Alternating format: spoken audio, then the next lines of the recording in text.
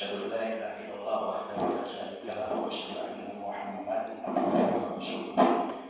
Faqad qala Allah ta'ala fi kitabihil karim wa astagfirullahaladzim. A'udzu billahi minasy syaithanir rajim. Bismillahirrahmanirrahim. Ya ayyuhalladzina amanu minkum walladzina utul ilma darajat wa qala alaihi wassalatu wassalam may yuridillahu bihi khairan yu'tihi. Hadirin yang dimuliakan Allah Subhanahu wa taala, mari sama-sama kita buka taklim ini dengan membaca Bismillahirrahmanirrahim. Selanjutnya kita membacakan surah Al-Fatihah. Kita doakan orang tua kita, guru-guru kita, keluarga kita, sanak famili kita, dan orang-orang yang kita cintai, dan siapapun yang pernah menginfakkan sebagian hartanya untuk pembangunan masjid ini telah meninggal dunia. Kita doakan mudah-mudahan Allah Subhanahu wa taala ampuni segala dosa, kesalahan dan kekhilafan mereka. Allah Subhanahu wa taala terima segala kebaikan dan amal soleh mereka, dan insyaallah Allah masukkan ke dalam surganya. Dan dengan Fatihah ini juga kita niatkan kalau ada di antara kita, orang tua kita, orang-orang yang kita cintai yang diuji oleh Allah dengan berbagai macam penyakit, baik penyakit lahir maupun penyakit batin, mudah-mudahan Allah Subhanahu wa taala sembuhkan penyakit tersebut. Dan juga kita berharap memohon kepada Allah Subhanahu wa taala kalau ada di antara kita yang diuji oleh Allah dengan berbagai macam persoalan hidup, mudah-mudahan dan kita mohon kepada Allah mudah-mudahan diberikan solusi dan keluar yang terbaik dan mulia menurut Allah Subhanahu wa taala. Dan mudah-mudahan kita senantiasa diberikan keluasan rezeki, dan rezeki yang diberikan mudah-mudahan menjadi rezeki yang berkah yang membawa kepada kemuliaan hidup dunia dan akhirat. Alhamdulillah wa ala kulli shay'in sholihah. Al-Fatihah. A'udzubillahi minasyaitonir rajim. Bismillahirrahmanirrahim. Alhamdulillahi rabbil alamin. Arrahmanir rahim. Maliki yaumiddin. Iyyaka na'budu wa iyyaka nasta'in. Ihdinas siratal mustaqim. Siratal ladzina an'amta 'alaihim ghairil maghdubi 'alaihim waladdallin. Hadirin yang dimuliakan oleh Allah, kita masih melanjutkan pembahasan hadis yang tentang bab zuhud dan wara yang bulan lalu kita baru sebagian yang kita bahas, yaitu Bismillahirrahmanirrahim. An-Nu'man bin Bashir radhiyallahu anhu qala, dari Nu'man bin Bashir radhiyallahu anhu beliau berkata, qala Rasulullah sallallahu alaihi wasallam, sami'tu Rasulullah sallallahu alaihi wasallam yaqul, kata Nu'man bin Bashir, saya mendengar langsung Rasulullah sallallahu alaihi wasallam bersabda, yaitu sabdanya adalah sambil Rasulullah tersebut wa aqwal Nu'man bi isma'ihi ila udunayhi. Apa sabda Rasulullah? Innal halal bayyinun wa innal harama bayyinun. Sesungguhnya yang halal itu jelas dan yang haram itu juga jelas juga. Jelas apanya? Minimal yang halal itu jelas positifnya menurut Allah Subhanahu wa taala.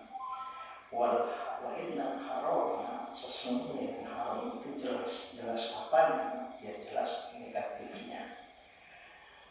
Wa bainahuma mushtabihat, sesuatu yang tidak jelas antara halal dan haramnya itu disebut benda yang syubhat. Jadi benda yang sesuatu yang syubhat itu adalah sesuatu yang tidak jelas tentang halal dan haramnya sesuatu itu. La ya'lamunna katsirun minan nas. Perkara yang syubhat itu banyak manusia yang tidak tahu, tapi bukan berarti tidak ada yang tahu. Ada yang tahu. Yang tahu antara hal yang syubhat itu adalah hanya orang-orang tertentu saja, tapi sebagian besar manusia tidak tahu tentang hal yang syubhat tadi. Namun, bagaimana cara kita bersikap terhadap hal yang syubhat tadi? Di sini Rasul katakan, "Faman ittaqa asyubhat faqad istabra'a lidinihi wa irdihi." Walaupun kita tidak tahu, misalnya di antara golongan manusia yang tidak tahu tentang apa itu benda yang syubhat, ya, tapi kalau kita ingin menjadi seorang mukmin yang sejati, seorang muslim yang sejati, perkara yang syubhat itu tinggalkan. Kenapa? Faman syubhat. Barang siapa yang sudah mampu menjaga dirinya untuk tidak melakukan hal-hal yang syubhat, maaf, apalagi yang haram, yang syubhat saja, itu tinggalkan. Nah, kalau kita sekarang ada satu konsep-konsep hidup yang merusak iman kita. Salah satunya, hari ini jangankan yang halal, yang haram saja susah. Padahal kita semestinya, kalau kita tahu itu adalah bab hal yang syubhat, jangankan yang haram, yang syubhat pun semestinya harus kita tinggalkan. Jadi jangan dibalik dengan ungkapan yang tadi itu, hari ini jangankan yang halal, yang haram saja susah. Nah, ini yang merusak iman kita, ini yang merusak akidah kita, dan ini yang merusak, maaf, namanya yang disebut dengan istilah izzah kita, harga diri kita.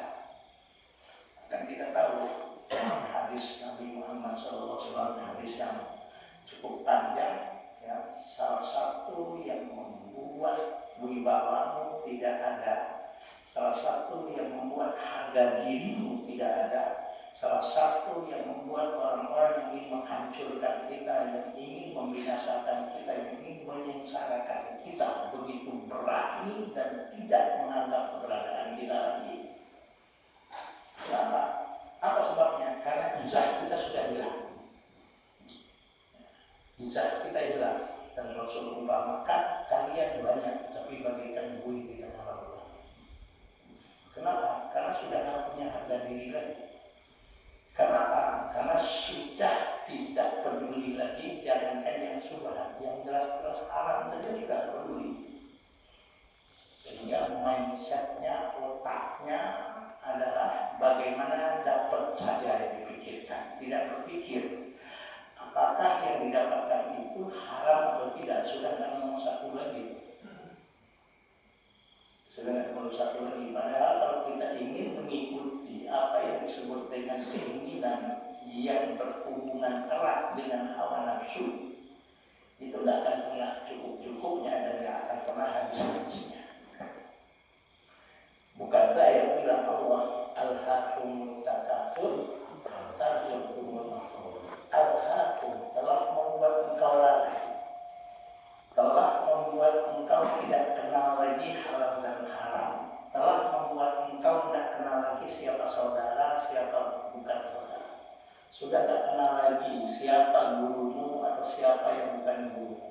Sudah tidak kenal lagi siapa yang orang yang selama ini menyelamatkan kita, yang berjasa kepada kita, sudah tidak peduli lagi yang tertinggal. Sudah tidak kenal lagi dah. Di otaknya, mindsetnya hanya bagaimana saya dapat jatah. Itu aja udah. Dan ini sudah terjadi. Nah, Allah bilang hatta zurtumul maqabir. Jadi takasur itu artinya apa? Berbanyak-banyakan, berlomba-lomba dalam hal yang berhubungan dengan duniawi. Ya, banyak-banyakan harta, ya, banyak-banyakan duit. Bahkan bagaimana saya bisa mencapai jabatan-jabatan yang makin lama makin tinggi. Padahal kita tidak tahu hidup ini ada batasnya. Dan kita harus paham hidup ini ada batasnya. Minimal batas apa? Ya, batas kemampuan kita. Contoh ya, contoh, sebanyak-banyaknya duit yang ada di tabungan kita atau di simpanan kita, apakah mampu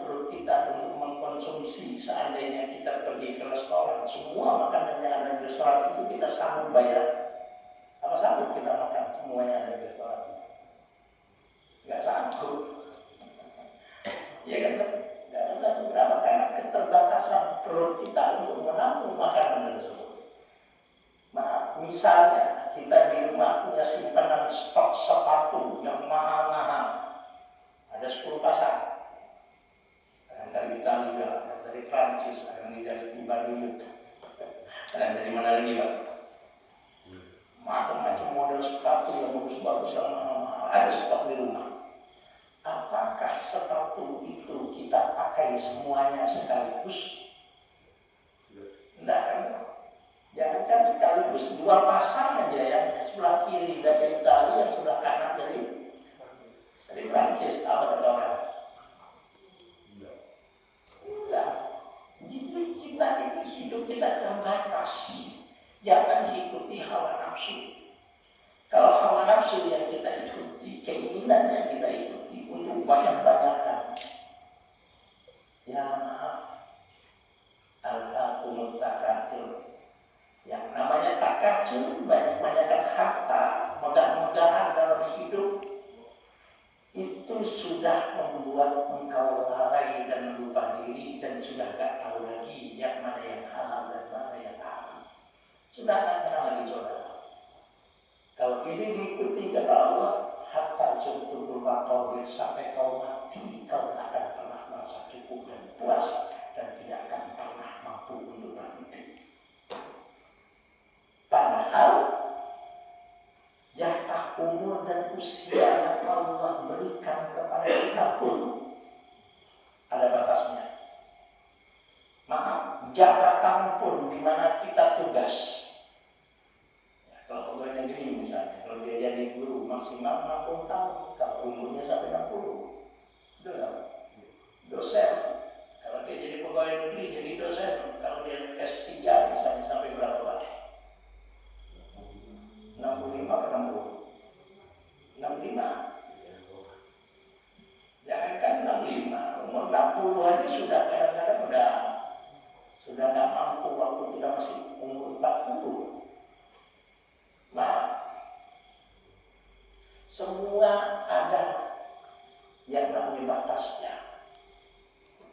Kita sebagai tentara, kita sebagai polisi, paling banter sampai usia berapa? 58 ya kan?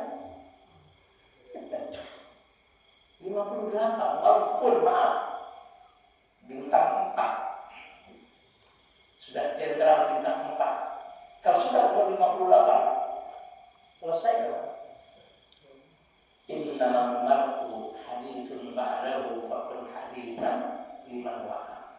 Manusia itu akan menjadi buat perbincangan manusia setelah dia tidak di tempat itu, atau minimal setelah dia mati. Betapa banyak orang ketika berpuasa gagahnya bukan main. Ketika berpuasa, nggak pernah mau melihat apa yang akan terjadi nanti setelah dia tidak berpuasa. Banyak orang seperti itu sekarang. Ketika dia di atas lagi naik, seakan-akan dia akan selamanya di tempat itu. Yang akhirnya apa yang terjadi? Menghalalkan segala macam cara. Padahal dia nggak tahu bahwasanya setelah dia meninggalkan kedudukan tersebut, ayo Firaun, siapa yang waktu zaman itu yang bisa mengalahkan jabatan Firaun? Ada nggak? Nggak ada. Ujung-ujungnya bahkan matinya Firaun pun dalam keadaan hina. Sebagai bukti untuk kehidupan manusia, mayatnya diselamatkan oleh Allah. Sehingga sampai sekarang pun mayat Firaun masih bisa dilihat. Di mana? Di museum di Al-Azhar. Saya pernah masuk ke museum itu waktu saya berpikir, inikah yang namanya Fir'aun yang ketika hidup begitu zalim? Sekarang hanya tinggal cerita. Sampai kiamat kekejaman Fir'aun itu akan dibaca oleh manusia. Apalagi kekejaman Fir'aun itu diabadikan oleh Allah di dalam kitab suci-Nya. Kurang kaya apa yang namanya Qarun? Kurang kaya apa? Tak ada yang bisa menyaingi kekayaan Qarun gitu. Tapi apa yang terjadi? Sekejap bagi Allah didatangkan gempa, bertepatan pusat gempanya itu di tempatnya Qarun menyimpan hartanya. Dan tempat dia tinggal. hartanya hilang. Korun takut hartanya itu hilang.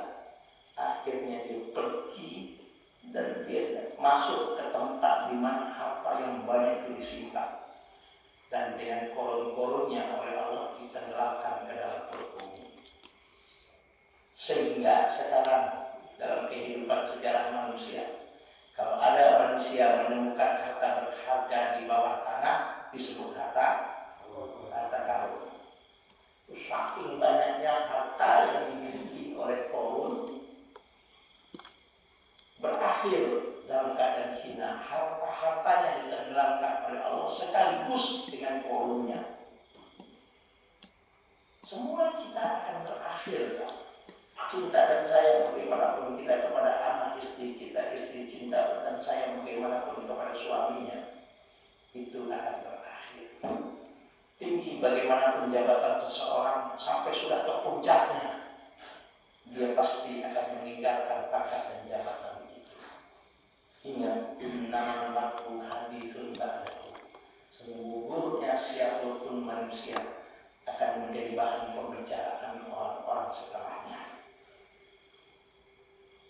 Ayo, kalau seseorang menjadi pembicaraan yang jelek setelah dia sudah tidak lagi di tempat itu, setelah dia sudah tidak lagi memegang jabatan itu, setelah dia meninggalkan jabatan yang tertinggi itu, dan akhirnya buah mulut dan pembicaraan orang tentang dia adalah yang negatif-negatif.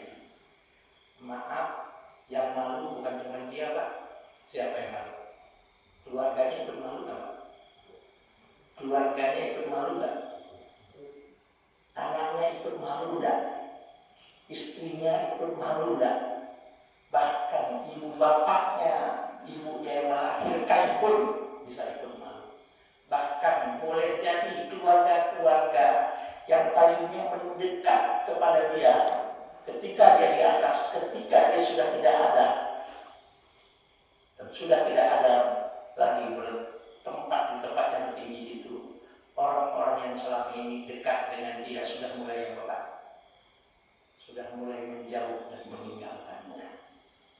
Maka fakun haditsan liman wa'a, jadilah engkau buah bibir yang bagus. Fakun haditsan hasanan liman wa'a, maka jadilah engkau haditsan hasanan, pembicaraan dan buah bibir orang lain yang baik dan bagus-bagus dan positif-positif. Liman wa'a, bagi siapapun orang yang setelah kita. Nah, itulah dunia, nggak ada yang kekal abadi. Ya kan? Itulah dunia, nggak ada yang kekal abadi. Sekalipun kita sudah sampai ke puncak, kita akan meninggalkan posisi yang puncak itu pada waktunya. Bahkan tidak sedikit ketika di pertengahan jalan justru banyak yang tidak sedikit dia tinggalkan. Dia tinggalkan dan nggak sempat untuk bertaubat. Lalu dibilang ini. Nah, maka bagaimana sikap kita untuk menghadapi perkara yang syubhat itu? Ya. Bagaimana caranya kita untuk memposisikan diri kita dalam menghadapi hal-hal yang syubhat itu, hal-hal yang tidak jelas hal haramnya.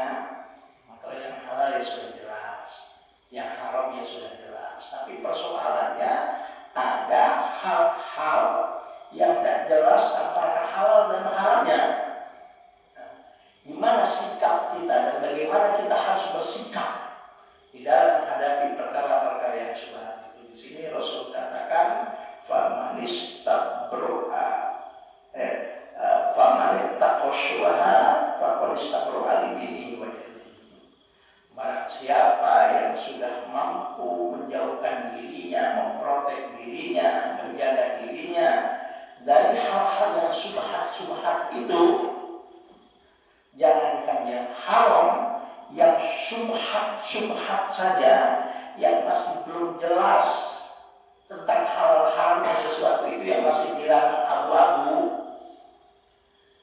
Kalau dia sudah mampu bersikap meninggalkan yang syubhat syubhat tadi, baru Rasul katakan fattaqistabro'a lidini wa irdihi. Itulah orang yang betul-betul agama dan harga dirinya yang betul-betul terjaga. Nah, dari hadis ini, dari statement sampai di sini, kita bisa menilai diri kita. Sudahkah kita menjadi seorang muslim yang agama dan harga diri kita betul-betul terjaga? Maaf kalau dalam bahasa mudahnya, sudahkah kita menjadi seorang mukmin atau muslim sejati? Di mana ukurannya? Ini ukurannya.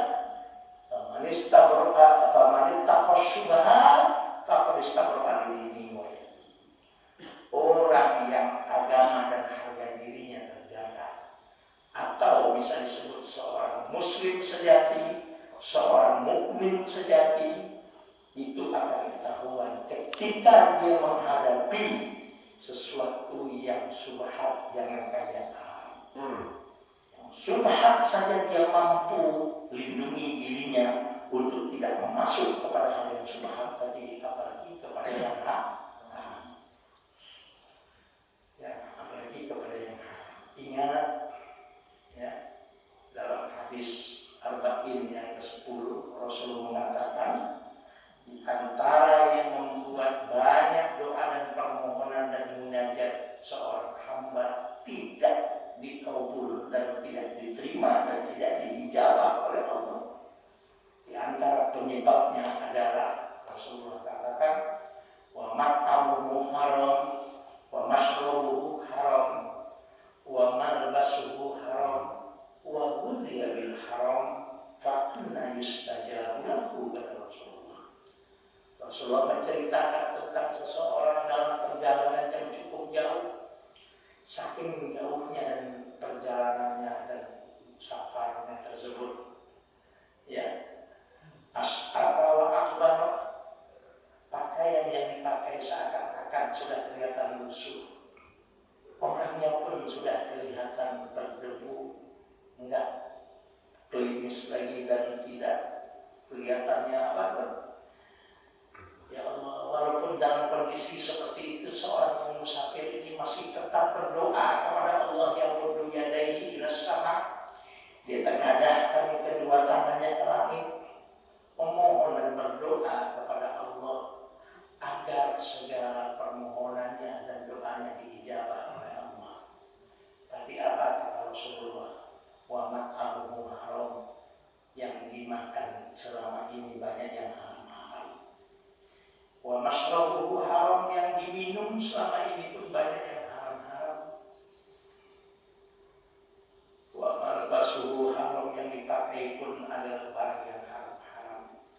Bahkan wa ghudhiya bil haram, orang ini kata Rasulullah, walaupun dia sudah banyak berdoa dengan begitu khusyuk, tapi sayang kata Rasulullah, orang tersebut selama ini kenyang dengan yang haram-haram.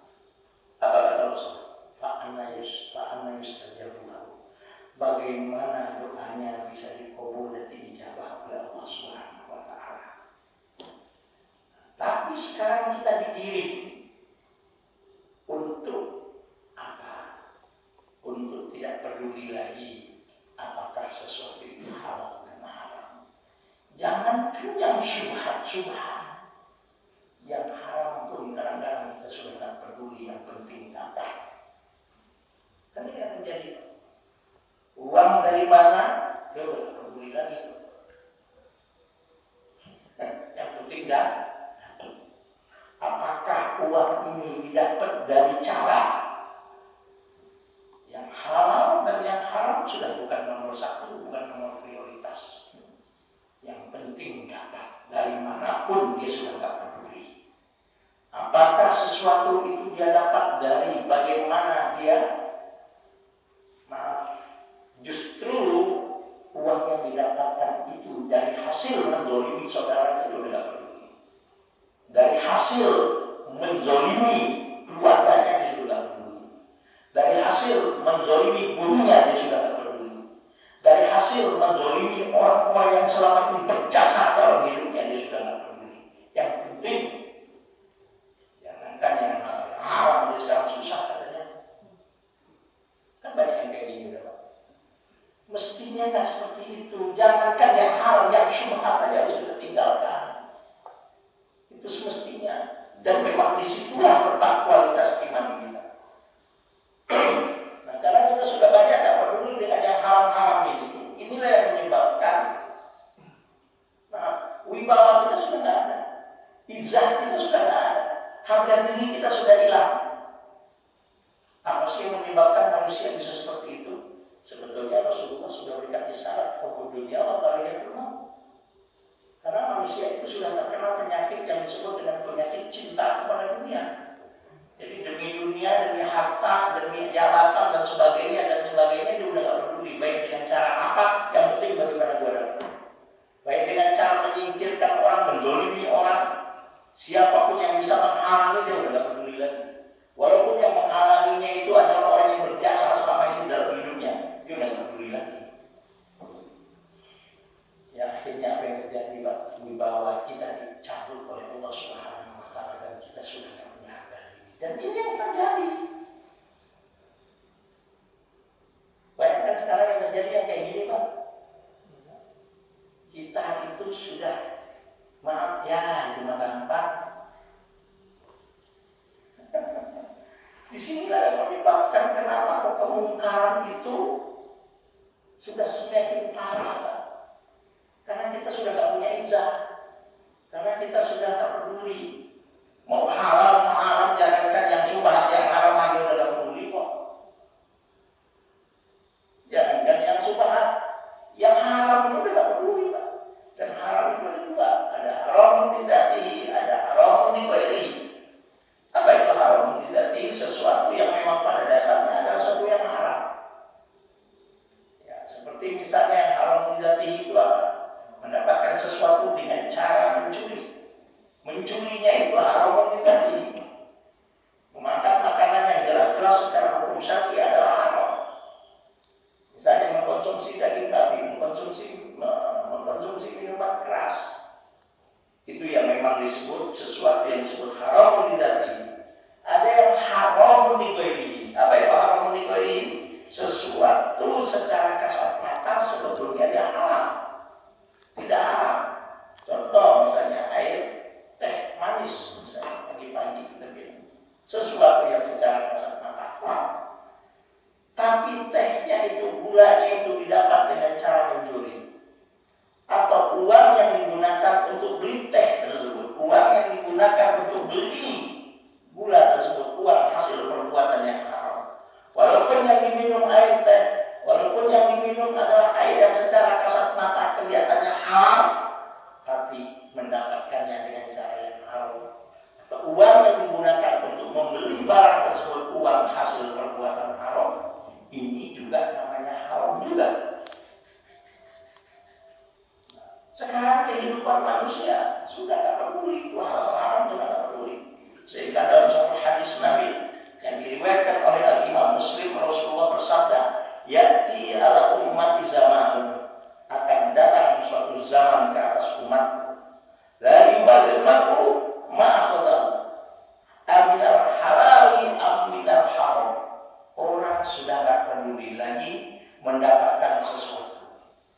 Orang sudah tak peduli lagi dia mendapatkan harta dengan cara apa, sudah tak peduli. Orang sudah tak peduli lagi dia dengan mendapatkan jabatan itu dengan cara apa, dia sudah tak peduli lagi. Apakah dengan cara yang halal, dengan cara yang haram, apakah dengan cara yang jujur atau dengan cara yang curang.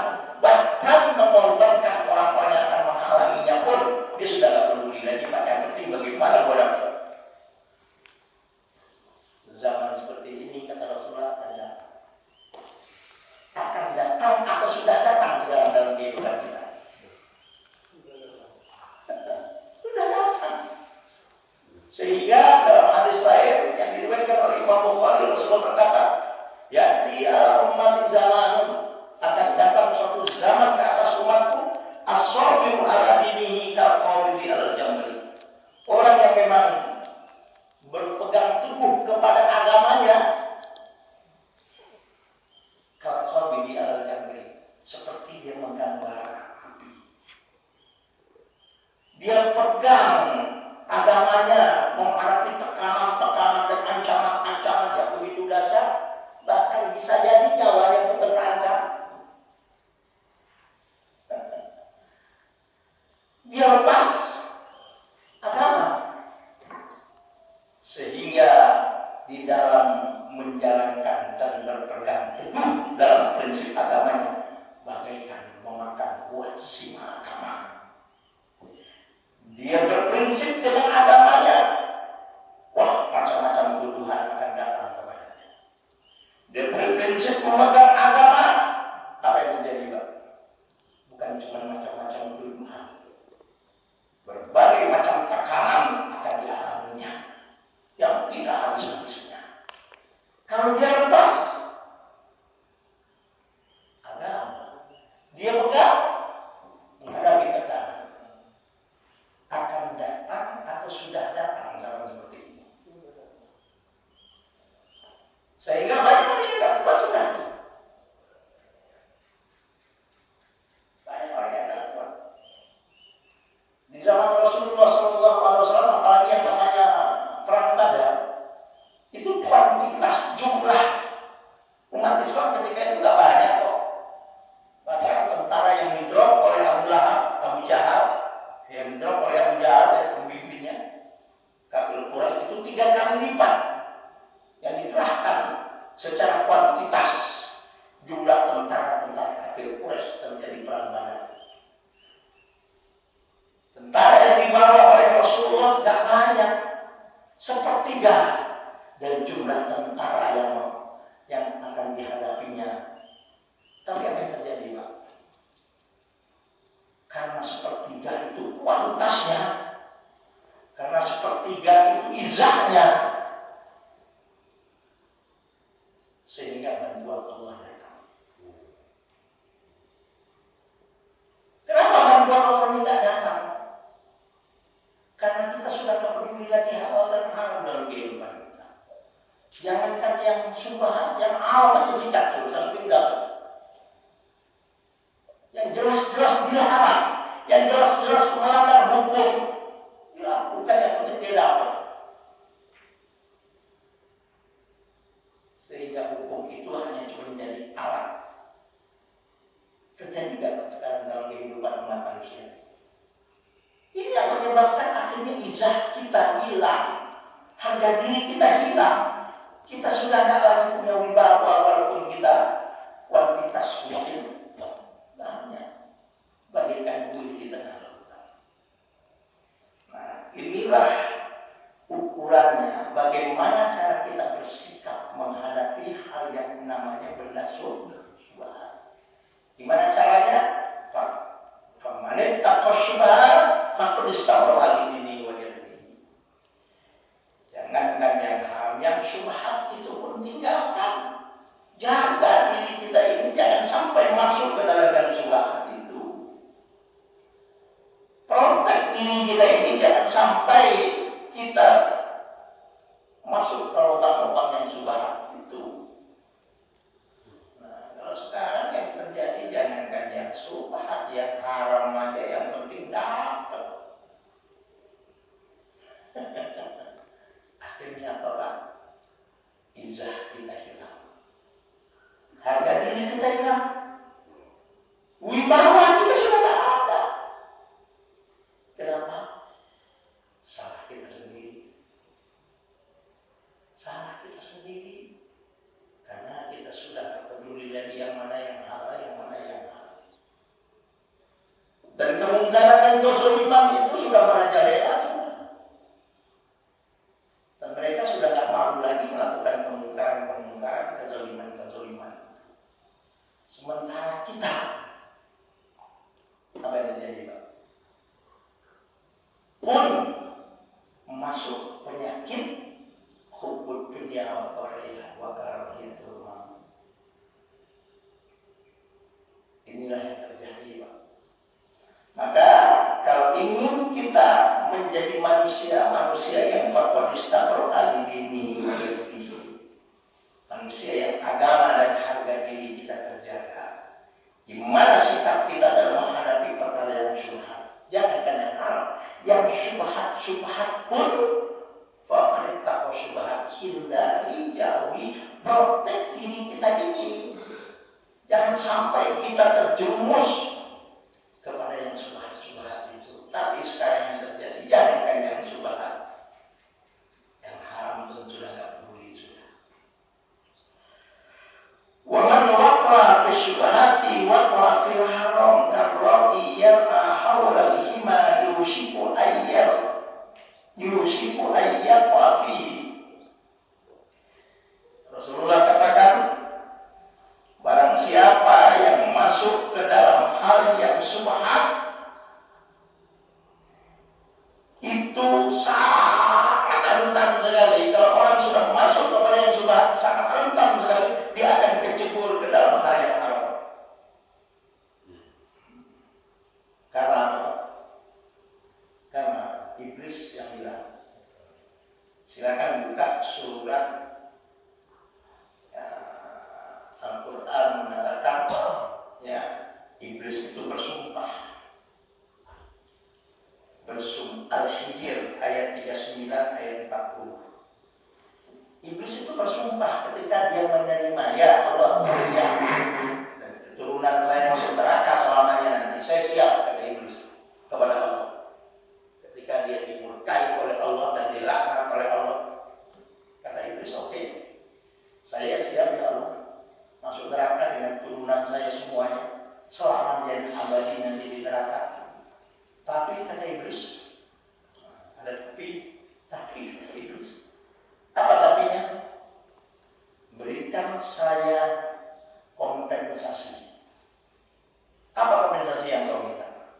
Berikan saya kemampuan untuk menggoda dan merayu semua makhlukmu yang bernama manusia anak cucu Adam. Dengan cara apa? La uzayyinanna ma fil ardi. Segala bentuk dosa, maksiat, kemungkaran dan kezaliman itu saya bikin seakan-akan sesuatu yang indah, sesuatu yang mengasihkan terhadap untuk manusia. Itu caranya iblis. Makanya kalau dulu Oma Irama bilang, kenapa kok yang haram itu yang enak-enak? Kenapa kok yang dilarang itu yang asik-asik? Jawabannya dalam surat Al-Hijr ayat 39 ayat 40. Apa? Itu kerjaannya iblis. Kerjaannya iblis ngapain? Membuat yang haram itu, membuat yang dilarang itu dibikin oleh iblis seakan-akan enak dan mengasihkan. Kipas-kipasin lewat. Sudah sikap, kapan lagi? Mumpung sekarang waktunya. Ya, bersama belakangan.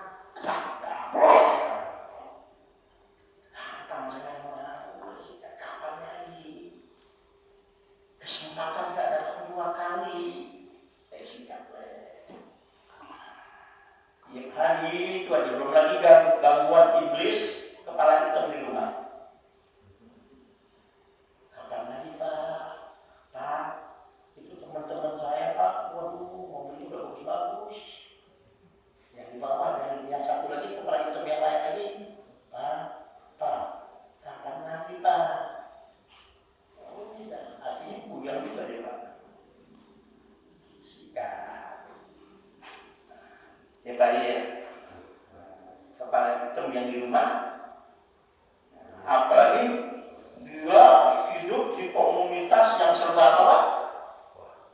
Wah, itu Pak, ada buah papa ada di kantor. Wah, begitu masa papa yang pimpinan yang enggak sih? Itu kepala hitam yang sangat dahsyat itu. Udah semua dikipas-kipas sama iblis. Akhirnya apa? Masuk perangkap. Tapi iblis bukan rahasia. Ada orang-orang tertentu bagaimanapun yang tidak mampu aku akan hadapi dengan rayuan apapun. Siapa itu orang-orang pilihan? Siapa itu orang-orang pilihan? Illa ibadaka minhumul mukhlasin. Ini dalam ayat 40-nya surat Al-Hijr. Ya, Aku tidak akan mampu menggoda dengan cara apapun, hanya hamba-hambamu yang terpilih, yaitu hamba-hambamu yang ikhlas dalam menghadapi kehidupan. Ikhlas itu kuncinya 5, dan ini pernah kita bahas. Orang yang hidupnya lillah. Apa itu lillah? Semua yang ada pada dirinya, harta, jabatan, apapun yang ada pada dirinya, dia yakin itu hanya sekedar amanah dan titipan Allah, bukan miliknya. Maka dia berusaha bagaimanapun yang Allah amanahkan dan titipkan itu, baik jabatan, baik harta, baik ilmu, kesehatannya, itu dia jaga. Jangan sampai titipan ini dia selewengkan. Karena apapun, banyak bagaimanapun tinggi, bagaimanapun jabatannya, banyak bagaimanapun hartanya, karena itu bukan milik dia, itu milik Allah yang Allah amanahkan. Suatu saat akan datang waktunya yang akan bertanggungjawab Allah. Itu orang ikhlas, yang hidupnya lillah. Yang kedua, ilallah. Apa itu ilallah? Orang yang yakin betul bahwa suatu saat dia akan kembali dan menghadap kepada Allah.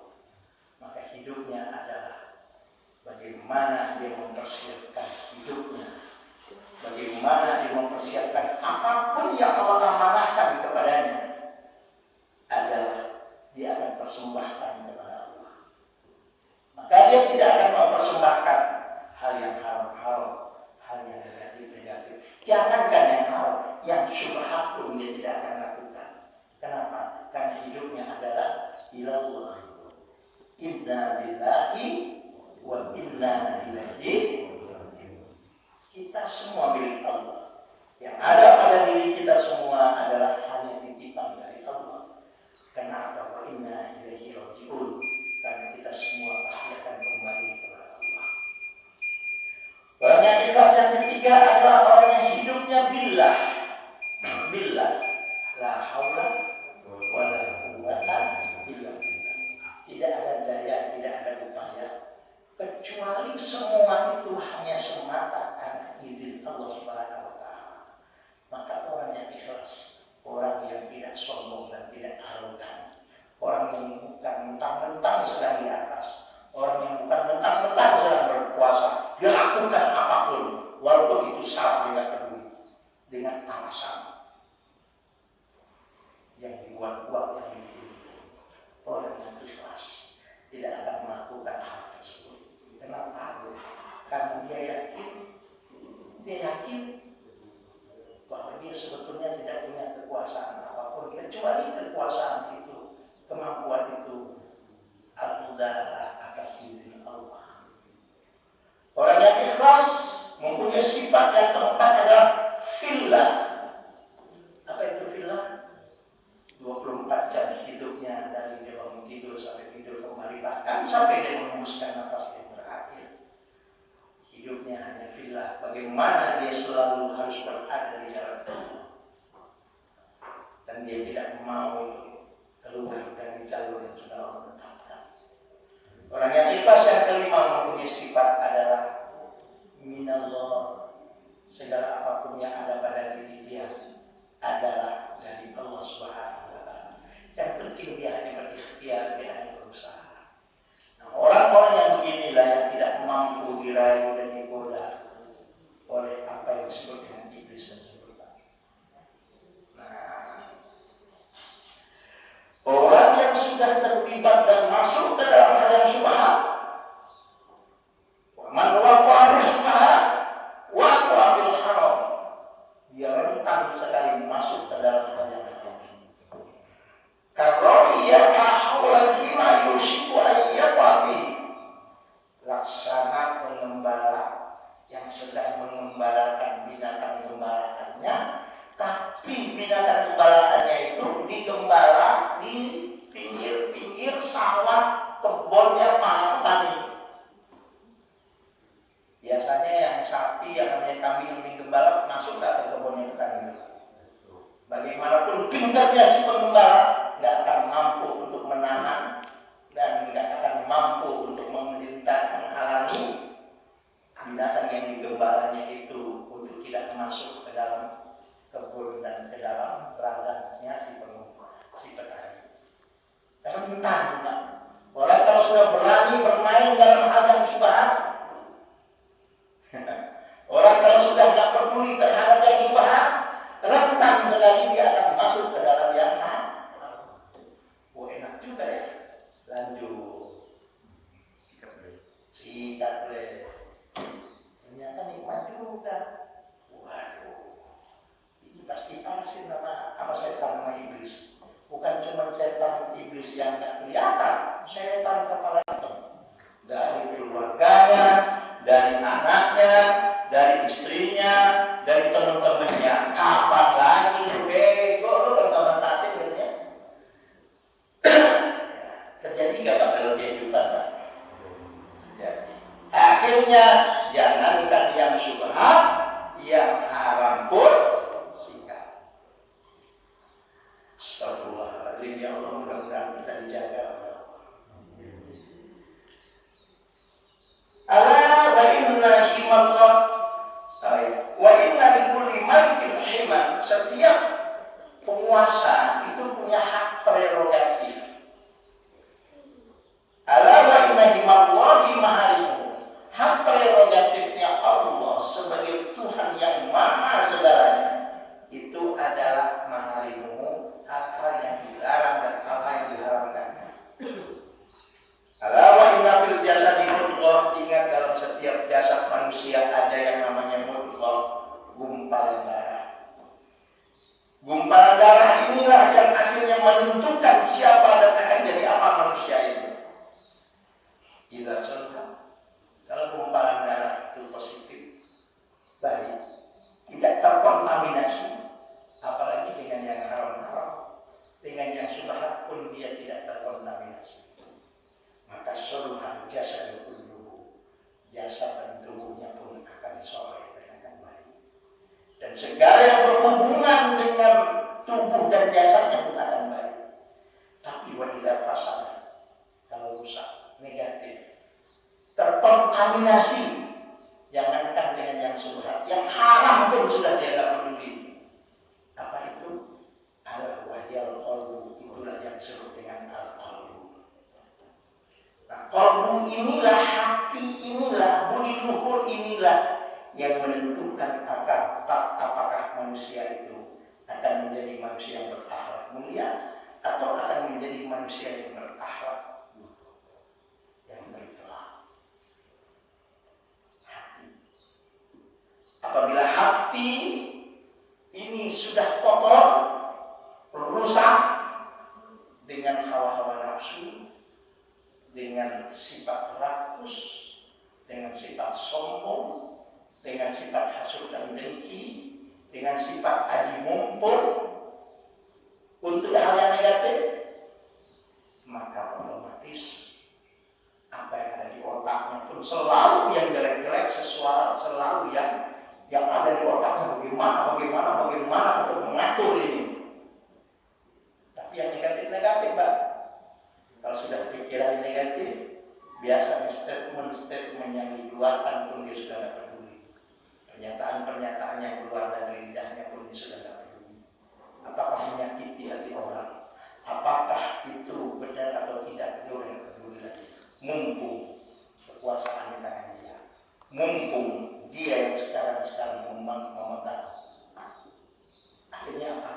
Kalau sudah statement pernyataannya negatif, akhirnya segala tindakan dan perbuatannya pun akhirnya selalu perbuatan yang negatif.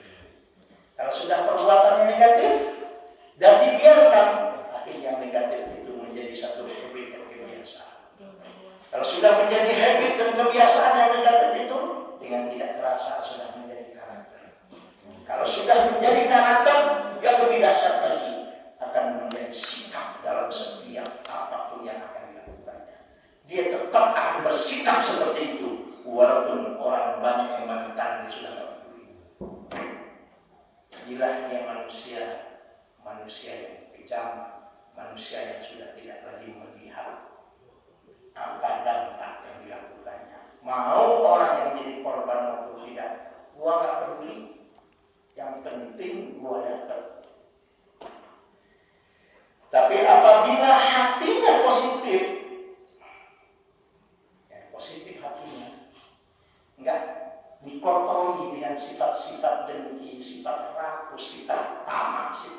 sombong, sifat merasa paling berkuasa dan meremehkan orang.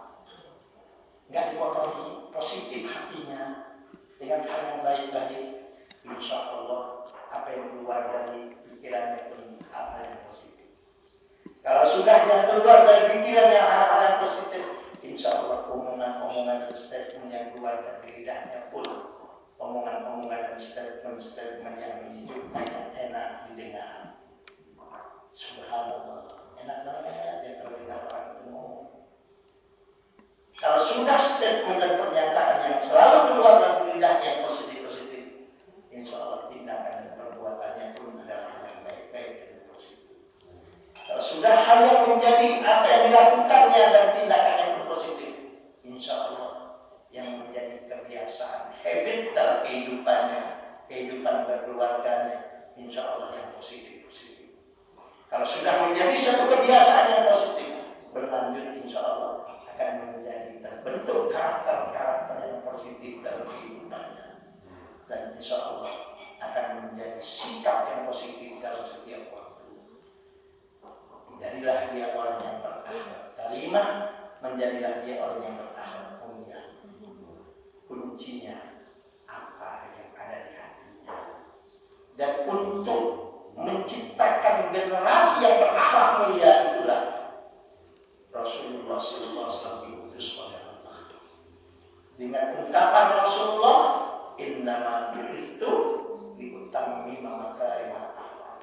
Saya diutus ke permukaan bumi ini untuk menyempurnakan kemuliaan akhlak manusia. Dimulai dari mana? Dimulai dari hati yang bersih. Dimulai dari mana? Dimulai dari kita mampu untuk bersikap menghadapi persoalan dan mampu kita bersikap dalam menghadapi segala apapun permasalahan. Jangankan yang haram, yang subhat-subhat pun dia sudah mampu tinggalkan. Tapi kalau sudah kebaliknya, jangankan yang subhat, yang haram pun sikap, yang haram pun dia dapatkan. Akhirnya dengan tidak terasa dia menjadi manusia yang sudah hilang apa yang disebut dengan hati nuraninya. Jelas ya? Mudah-mudahan kita termasuk manusia-manusia yang selalu dibimbing oleh Allah Subhanahu wa Ta'ala untuk mampu meninggalkan yang haram, yang syubhat pun kita sudah mampu meninggalkan. Karena apa? Karena kalau sudah masuk kita ke dalam yang syubhat, rentan sekali karena keasikan, karena keenakan, akhirnya dengan tidak terasa dan dengan tidak sadar dia masuk ke dalam haram-haram. Banyak bagaimanapun korban yang jatuh dia sudah tidak peduli. Banyak bagaimanapun orang yang terzalimi dia sudah tidak peduli. Karena apa? Karena yang namanya hal-hal yang berbau keinginan itu tidak lepas dari apa yang disebut dengan hawa nafsu. Yang namanya hawa nafsu, kalau diikuti tidak akan pernah cukup-cukupnya dan tidak akan pernah puas-puasnya. Ingat, hidup di dunia ini sementara. Ingat, segala sesuatu dalam kehidupan manusia akan berakhir. Ingat, tidak ada yang abadi dalam kehidupan dunia ini. Oke, ada pertanyaan? Kalau tidak, tidak ada banyak. Mudah-mudahan apa yang kita bahas ini menjadi ilmu yang bermanfaat. Mudah-mudahan kita semua, keluarga kita, hidup kita, ya, mudah-mudahan selalu dibimbing oleh Allah Subhanahu wa Ta'ala dan selalu kita terhindar dari rayuan iblis dan syaitan. Ingat, kalau sudah kita masuk ke dalam hal yang haram ini, sudah susah untuk meninggalkannya.